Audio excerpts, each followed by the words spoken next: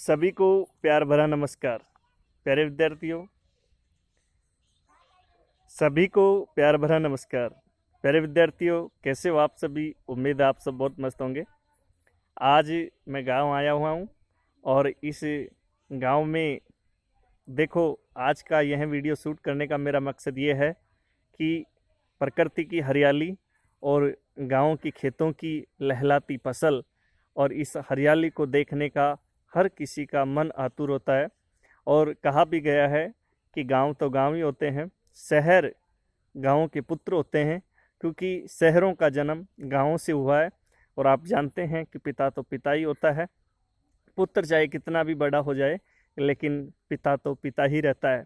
आज बड़े बड़े शहर, महानगर जिनको अपन बोलते हैं, वो किसी ना किसी रूप में एन केन प्रकारेण किसी के भी माध्यम से गांवों से ही निर्मित हुए हैं, क्योंकि शहरों के अंदर एक प्लेटफॉर्म मिल जाता है और उस प्लेटफॉर्म में हर व्यक्ति कामकाज के उद्देश्य से वहाँ पर जाकर रहने लगता है, बस जाता है।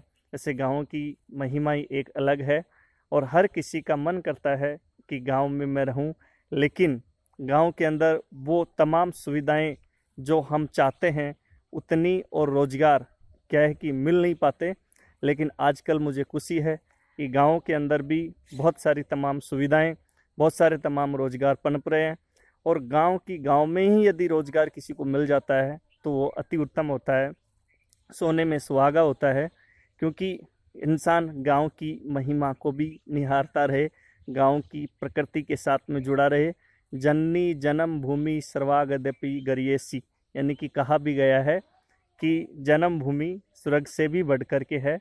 तो यही तो महिमा है। ये काम हम सब युवा पीढ़ी मिल कर के कर सकते हैं। यानी कि गांव के आसपास जितने भी हमारे धंधे हैं, उद्योग धंधे, और जितने भी एजुकेशन के लिए हमारी जो संस्थाएं हैं, वो यदि गांव के आसपास रहें तो गांव के व्यक्तियों को दूसरे शहर में नहीं जाना पड़े और वो गांव में ही अच्छी क्वालिटी की शिक्षा प्राप्त करे और अच्छा वो रोजगार प्राप्त करे, तो गांव छोड़ करके वो शहर की ओर पलायन नहीं कर पाएगा।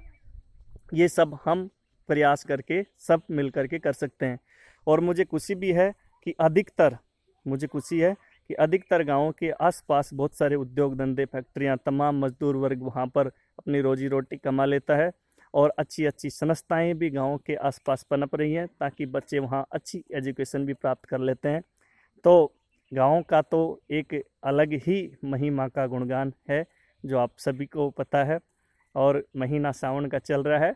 कल परसों मैंने वीडियो में बताया भी था, जब मैं आपको जांच पढ़ा रहा था, कि महीना सावन का हो, दूध जावण का हो, लहंगा लावण का हो, पलंग दावण का हो, तो एक अलग ही उसका महत्व होता है। प्यारे विद्यार्थियों, सावन का महीना आज त्रयोदशी है, कल चतुर्दशी और परसों हरियाली अमावस्या आएगी। और हरियाली अमावस्या आपको पता है कि श्रावण के महीने के अंदर आती है। और हरियाली अमावस्या नाम से स्पष्ट है कि हरियाली का नज़ारा, जो हमको बहुत ही मंत्रमुग्ध करता है। प्यारे विद्यार्थियों, खूब पढ़ें, हमेशा गांव से टच में रहें। आप चाहे कितने भी बड़े हो जाएं, पढ़ लिख जाएं, लेकिन गांव को कभी भी तजना नहीं चाहिए। क्योंकि पिछले साल कोरोना वैश्विक महामारी जब आई, तब बहुत सारे लोग बड़े बड़े शहरों में थे, वो अपने पुराने पैतृक जो गाँवों में निवास स्थल थे, वहाँ पर आकर के उस उबड़ खाबड़ और जर्जर इमारतों को ठीक करके वहाँ पर रहने लगे। समय का कोई भरोसा नहीं है, पता नहीं कब आपको गांव भी आना पड़े। गांव के साथ में आप हमेशा जुड़े रहें, क्योंकि गांव तो गांव ही होता है। गांव के साथ में समाज, वहाँ की जन्मभूमि, बहुत प्रकार की तमाम सांस्कृतिक सामाजिकताएं, उन सब का आप आनंद और अनुभव गांव में ही ले सकते हैं, शहर के अंदर नहीं ले सकते हैं। और यदि कोई पिता के पास ही रहे, पिता की भूमिका में ही रहे, तो वो एक अति उत्तम है। क्योंकि शहर तो मैंने जैसा कि अभी बोला कि शहर तो पुत्र की भूमिका में होते हैं।